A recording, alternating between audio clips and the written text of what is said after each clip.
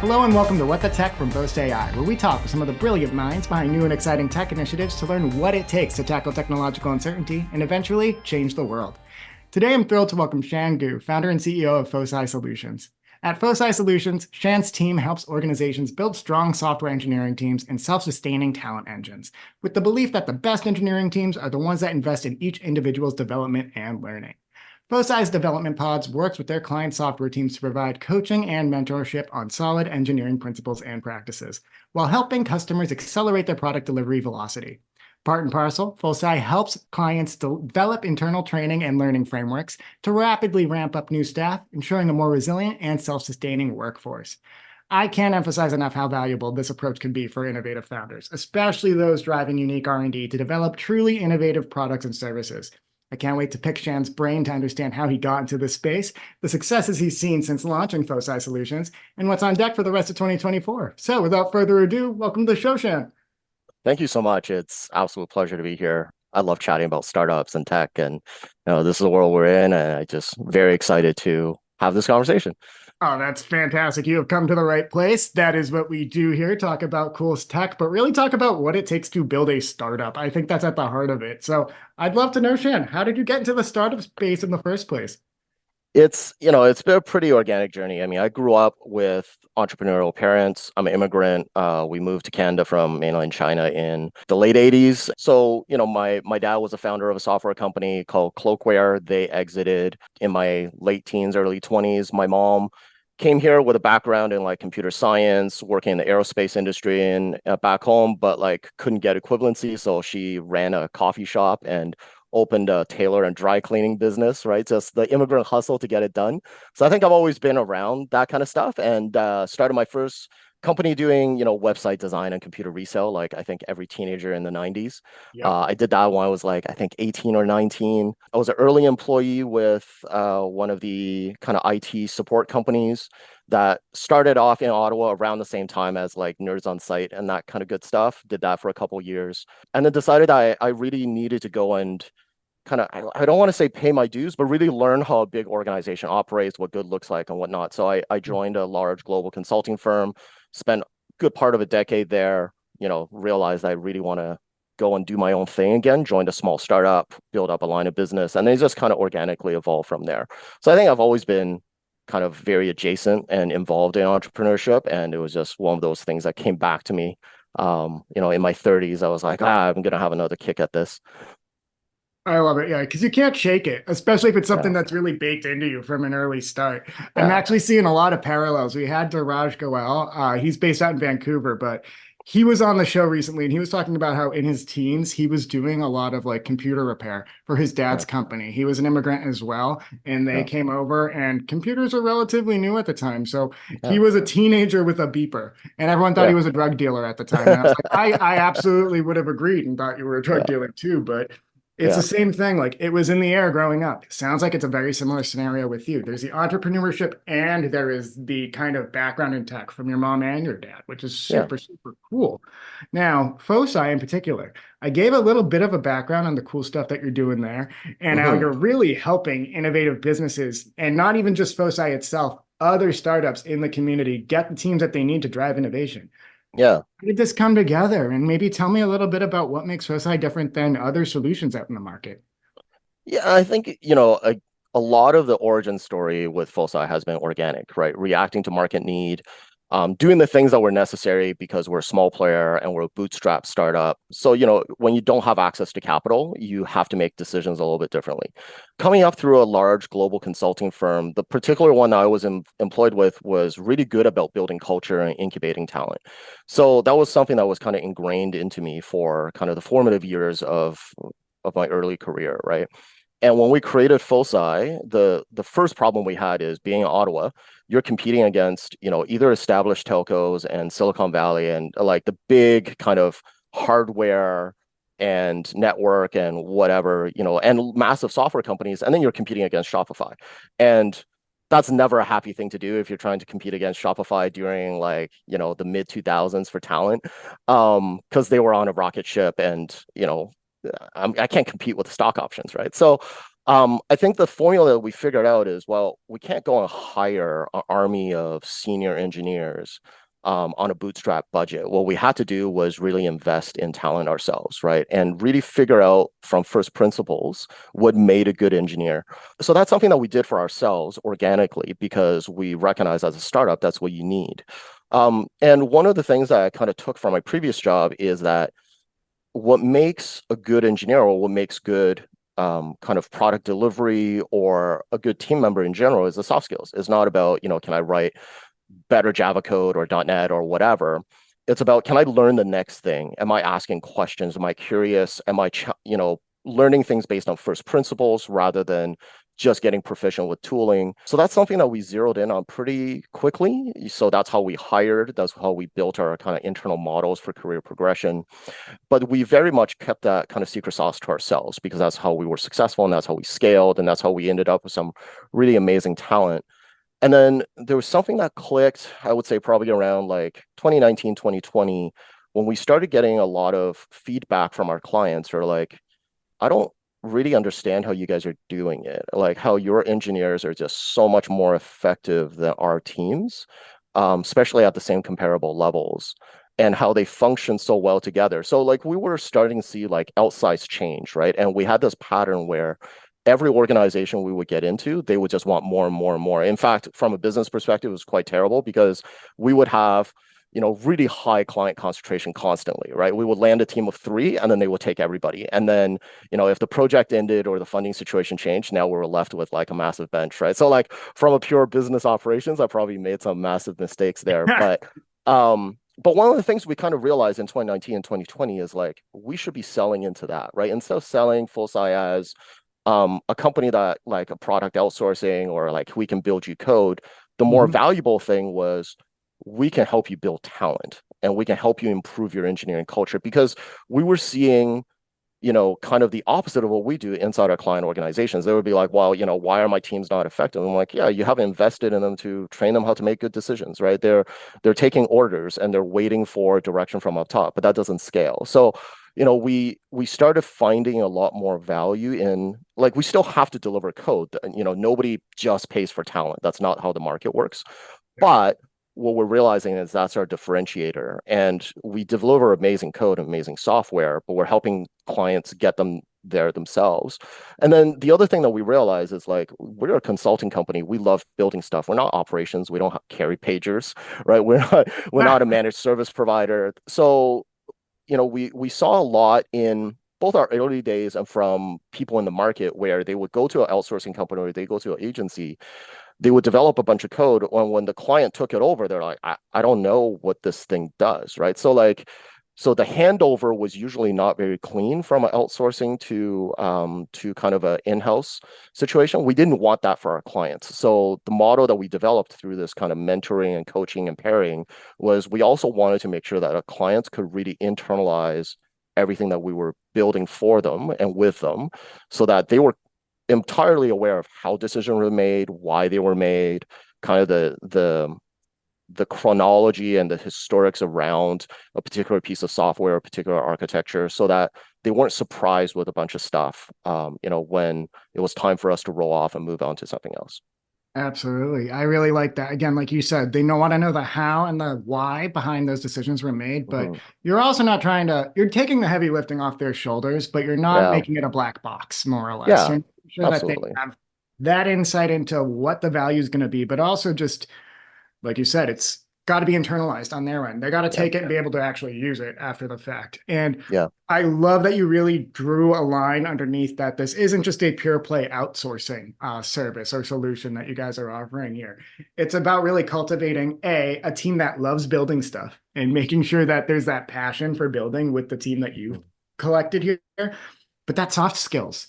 I mean, I don't want to bring it back to Boast so soon, but like that is really at the core of what I think we excel at here at Hmm. Boast because our team, we've been doing this for a while here. We're a really scrappy team. I think you'd be Hmm. surprised to hear how few of us there are in some departments, and not because we're strapped, it's just because we're Yeah, super effective and we like doing that work. Like yeah. marketing work, it's just a few of us. And in a past life, I had an opportunity to go into one of those behemoths, one of those big companies, it Hmm. looked like retirement for me. I still like making stuff. I still like hopping on calls and meeting people. I still like getting my hands dirty.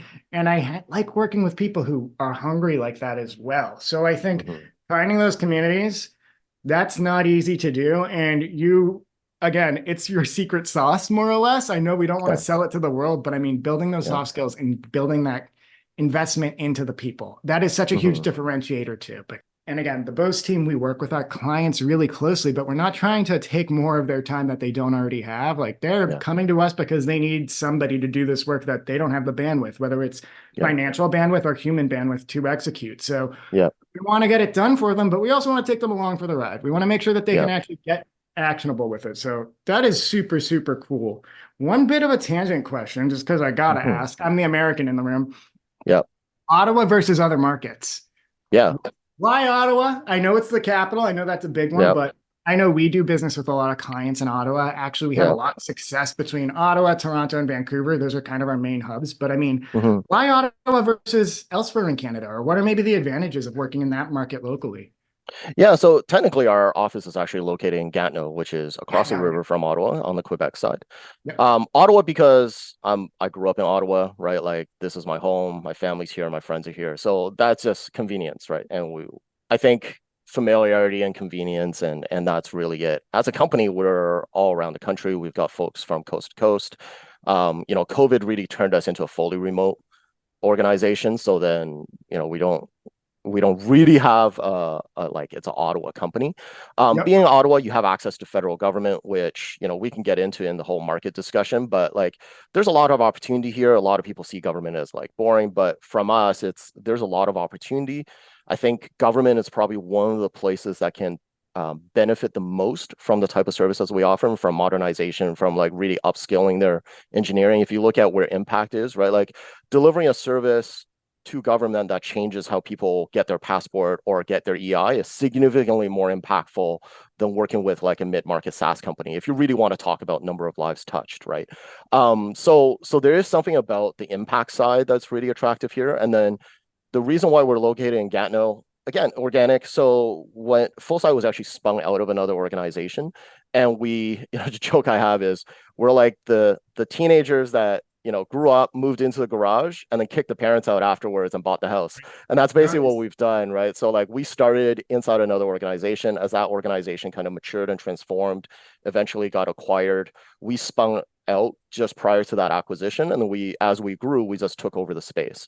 There are some advantages being in Quebec, right? Quebec has some pretty attractive tax credits specifically for technology and startups. Yep. Some of those things are changing because of just the nature of COVID have changed work locations and things like that. So when some of those tax credits are very geo-specific, then obviously applicability formulas change a little bit. But it is a very friendly market towards startups and technology startups specifically. Yeah, I'm glad you actually brought up the unique funding programs too in Quebec because, like, I know there was a lot of noise when the budget dropped for budget Hmm. 2024, specifically for Quebec's, Hmm. and the rebalancing of CDAE, for instance, and how that's Hmm. going to be the refundable and the non-refundable. They're going to try to even it Yeah. out a little bit. So, Hmm. depending on where you're at or how long you've been taking advantage of that program, it's going to change how much money you Yeah. get back and when you can really tap Yeah. into it. So, Yeah. another little boast plug. We help everybody capture those credits in Quebec and beyond. But provincially, I'm glad that you dove into that too, because the government can benefit from the innovation you're driving. And that's a lot of why they structure their funding programs the way that they do. For Hmm. instance, to qualify for SHRED, you don't necessarily need to be uncovering something that's going to become a product tomorrow. The Canadian Hmm. government wants you to be driving that innovation because it could be something Hmm. that they could use down the line. So even if it's Yeah. not necessarily commercially ready, they want you to keep driving that innovation. They will give you the funding via SHRED to pay those payrolls, to keep them working on those projects, even during downtimes. And if it Yeah. doesn't bear fruit today, Canada wants to be behind that because they can then use that technology down the line. Like you were even saying with the impact stuff, it's important and it's logical. I'd love to know, since we're on the topic too, just about funding and R&D and Hmm. how Foci has worked with whether it's been funding programs from the government or even just people in your network to kind of find avenues for funding and avenues for growth. What has that looked like for you since you founded Foci? Yeah. So one of the kind of, and this is something that I inherited from the company that we spun out of, and the founder of that particular company was extremely good at this kind of stuff. But when I founded Foci, there was this idea of like, let's not do training for the sake of training, right? Yeah. So everything we do has to be real. It has to be a real problem. There has to be a real product out the other end. Part of it from a business strategy perspective, why would I waste dollars doing fictitious training activities, right? Let's generate some IP, some, future monetization capabilities. So we run a whole internal kind of almost a incubator or R&D lab. And that's how we manage our bench time. That's how we also ensure that as we hire people, we're hiring them into real projects, right? And we're giving them experience. We're kind of teaching them the Foci way of operating and developing. But it lets us also do a lot of dog fooding of either product development methodology, software development methodology, new tooling that we want to learn, right? A lot of agencies do this, but we really feel strongly about not doing it, which is I don't want to land on a project and then learn something on the client's dollar, right? That's not fair to them. And then for us, it puts undue stress on people when you're forcing them to do something for the absolute first time in like a client scenario. And it's just there's something doesn't sit right with me about it. So the way we've been operating is we run this entire R&D stream specifically for that reason. How do we scale up? How do we, kind of build stuff that's meaningful, but put people into a structure where there's milestones, there's sprints, there's, commitment. It's not like, well, maybe I'll do that training course tomorrow, right? So what we can then do is leverage Shred and these programs, R&D grants and credits, because we're actually generating IP with monetizable outcomes, right? And as a part of that, we release a number of open source projects. We've got like an AI solution that's out there for like AI co-pilot for product owners and product managers to write better requirements. It's called Requirement, MINT app. And we launched that like early last year, and we're probably one of the first to market with like SaaS products that's backed by the Google Vertex AI toolkit. So, for us, it's about like how do we use R&D as an accelerator to our consulting practice rather than like something that totally sits on the side, right? Absolutely. That's exactly how it should be done too, Shan. I love hearing too that you're tapping into the many different kinds of funding programs that become available at certain milestones in your product Mm-hmm. development too. So like IRAP, if you have the idea, you apply for it, government backs you, they're excited about what you're going to do, and they'll give you the funding to get started. Shred, of course, it's a little different. You got to actually make the investments yourselves and spend money to get that money back. But again, you're using it all. You're tapping into Yeah. it and stacking it effectively. And that's really cool. And also something that even your clients could follow suit. I'm not sure if you share that insight with them down the line, but making sure that they are structuring like their activities and applying for funding at certain milestones or ahead of time for certain things. Mm-hmm. It's so effective. It's just, I'm so happy to hear, Shan, that that's what Foci is focused on. And that's how you guys have executed on your R&D to date. Now, I know we're coming up on time. What's your take on the current state of startups, locally, Yep. globally, and just Yep. generally, how do you navigate today's market? Thinking big picture, what's some sage Yeah. wisdom you might have for somebody who's looking to build a business today in summer Yeah. 2024? Yeah. Yeah. I'm a pretty conservative guy in terms of risk by nature, right? So I'm not the swing for the fences, try to Yeah. build a unicorn type of guy. What I would say is, between when kind of the money rich times of post COVID versus now is there's a lot more focus on the fundamentals, right? So I think we're past the point where you can get by and get funding to sell the dream and then try to figure it out later is so what I would encourage entrepreneurs and people jumping in today be like really focus on the fundamentals, right? Like really think about your business operations, think about your plan. That has to be backed by fact and some real knowledge, right? Like as a founder, go and get educated on business operations, on rev ops, on like, you know, doing proper marketing, doing proper, Yeah. like having a proper COO, right? Like, I think it's a lot harder now to get early stage funding if you don't have a COO in place than it used to be, where it was all very revenue focused. Now it's what's my downside risk? Are you going to be around in 2 years? Are you feeding me a bunch of, numbers that is that trend actually going to continue, or did you guys get lucky in the first year? So I think investors are a little bit more focused on operational risk and resiliency now. Mhm. So I do find I think for founders the bar has been raised and what you have to get educated in and learn about running a business, right? It used to be cool idea, with like a really great pitch will just get you there. I don't think that's Yep. happening anymore, which I think it's good for the market, right? Like I think for investors, when you have a higher win rate and a higher success rate, it's good for everybody. I think we Totally. want stability rather than like this crazy peakiness in the market. Focus on the fundamentals, but I know I was even talking with Volta recently out of Halifax, Nova Scotia, and we were just talking about. I asked them a similar question about what do you want in like your pitch deck if you're pitching to Mhm. investors, and they're like, you don't need to necessarily have it in the deck itself, but today they're going to ask you about your go-to-market strategy, about your Yeah, revenue plans, about like you even said, what will be your contingencies in a down cycle, things like that. You yeah, don't have to have them displayed front and center, but that's a question that is absolutely going to get asked now. Might not have been asked a few years ago, but yeah, even things related to, again, that go to market. I'm in marketing, so I love that you nailed some of that and mentioned that you got to start thinking about that earlier than ever. But it's so true. yeah, Investors want a rounded business plan that has the fundamentals in place as early as possible, yeah, especially given all the uncertainty. Like, that's just really what you have to make sure you have there. It's more than just an idea, it's the fundamentals of a business. yeah. I love that, Shan. Well, I cannot thank you enough for hopping on. This has been great. I think the only parting word I would have for people is, really embrace it, right? Embrace the journey, right? And become a master of your craft and really get good at it, right? This isn't about just out there and saying, "Hey, I'm an entrepreneur," right? There's a lot of learning to happen and really embrace and enjoy that journey. Yeah, and have fun along the journey too, and meet folks like Shan from Foci. Like, this is great. I can't thank you enough, Shan. This was an awesome chat, and I look forward to catching up again soon.